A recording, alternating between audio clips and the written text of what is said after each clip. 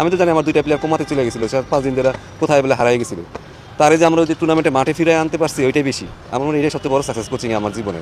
আমরাও সফল। এই প্রথম এদের খেলা না দেখা পুরো জাতি কোমায় যাওয়ার চেয়ে উল্টো হচ্ছে এদেরকে কোমায় পাঠিয়ে দিছে। তো আমাদের সালাউদ্দিন স্যার দীর্ঘদিন হচ্ছে আফ্রিকার গহীন জঙ্গলে দুম্বা পালন করছিল। স্যারের নেটওয়ার্কের ফুল বাইরে ছিল, দেশের অবস্থা পৃথিবীর অবস্থা কি ছিল স্যার কিছুই জানে না। হঠাৎ ওই জঙ্গল থেকে বেরোয়া স্যার হচ্ছে খুব খুব বিশাল বড় বড় মন্তব্য করতে আছে। তো স্যার, আপনার এই মন্তব্যগুলা এতদিন কই ছিল? আপনি কেন আপনার অবস্থান এতদিন পরিষ্কার করেন নাই? আপনি কেন হঠাৎ হুট করে আইসা আপনার কোন অবস্থান ক্লিয়ার করতে গিয়া এখন হচ্ছে আপনি সকল দোষ সকল দায় মুক্ত হইতাছেন, সকল দোষ অন্তর্বর্তীকালীন সরকারের ঘাড়ে দিতাছেন? আপনাকে তো কয়েকদিন আগেও জিজ্ঞেস করা হয়েছিল যে বিশ্বকাপ যে বাংলাদেশ বয়কট করেছে এই বিষয়ে আপনার মতামত কি? আপনি তো ওই সময়ই বলছেন যে এটা দেশের সিদ্ধান্ত, এটা নিরাপত্তার সিদ্ধান্ত, এইখানে আমার কোনো মন্তব্য নাই, এটা দেশ এবং সরকার বা বিসিবি যেটা ভালো মনে করছে ওটাই তারা করছে। তখন তো একবারে আপনি নর্মাল নিরিবিলি সুষ্ঠু সুন্দর ভাবে উত্তরটা দিলেন। এখন আপনার এই গরম কই থেকে আইলো স্যার? এখন অনেকে কইতারেন যে ভাই ওই সময় হয়তো বা মুখ খুলতে পারে নাই, ভয়ে অন্তর্বর্তীকালীন সরকার ছিল, ভয় ছিল অনেক। না ভাই, বিন্দু মাত্র ভয় ছিল না, প্লেয়ারদের ভয় ছিল না, কোচিং স্টাফদের ভয় ছিল না, কারো ভয় ছিল না। কেন ভয় ছিল না? আমি আপনাদেরকে প্রমাণ স্বরূপ দেখাইতাছি। ওইটা হচ্ছে কি, আপনারা তো সকলেই জানেন প্লেয়াররা কোয়াব ডাইকা আইনা সংবাদ সম্মেলন করলো, বিপিএল খেলা একদিন বন্ধ করলো। যদি তাদের মনে বিন্দুমাত্র গভর্নমেন্টের পক্ষ থেকে প্রেসার থাকতো, হুমকি থাকতো, বা তাদের গলা চাপটা ধরার বা তাদের কণ্ঠ রোধ করার কোনো পদক্ষেপ থাকতো, তাহলে এই সাহস তারা দেখাইতে পারতো না। কোয়াব ডাইকা আইনা সংবাদ সম্মেলন করছে, বিপিএল খেলা বন্ধ রাখছে। এখন তারা যদি প্রতিবাদ করাই লাগতো বা তারা যদি বিশ্বকাপ খেলতে চাইতো, তাহলে তারা ওই সময় বলতো যে ভাই দেখেন আমরা কোনো নিরাপত্তা বুঝি না, আমরা কোনো কিছু বুঝি না, আমরা ডিরেক্ট বিশ্বকাপ খেলতে চাই, সেটা ভারতের মাটিতে হোক বা শ্রীলঙ্কার মাটিতে হোক, আমরা বিশ্বকাপ খেলবো, আপনারা ব্যবস্থা করেন।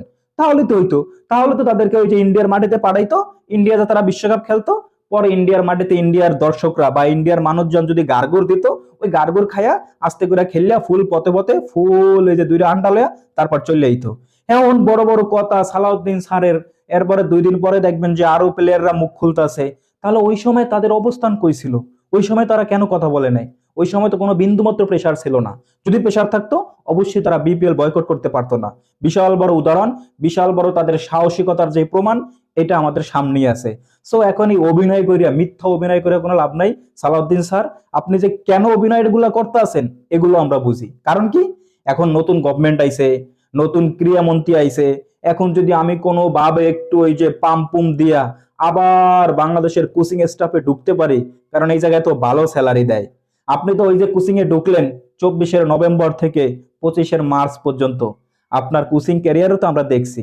মানে জাকির আলী অনেককে, সুইনগাম জাকিরকে আপনি একটা অপে শর্ট খেলা শিখাইতে পারলেন না, অথচ এই প্লেয়ারদের নিয়ে আপনি বিশাল বড় বড় কথা কইলেন। দিন শেষে প্লেয়ারটা এখন ফুল পথে পথে। আপনি নাকি প্লেয়ারদেরকে এই যে আসিফ নজরুল মিথ্যা কথা কোয়ার কারণে আপনি মুখ দেখাইতে পারবেন না ছেলেদের সামনে, আপনার আপনার প্লেয়াররা কোমায় চলে যায়।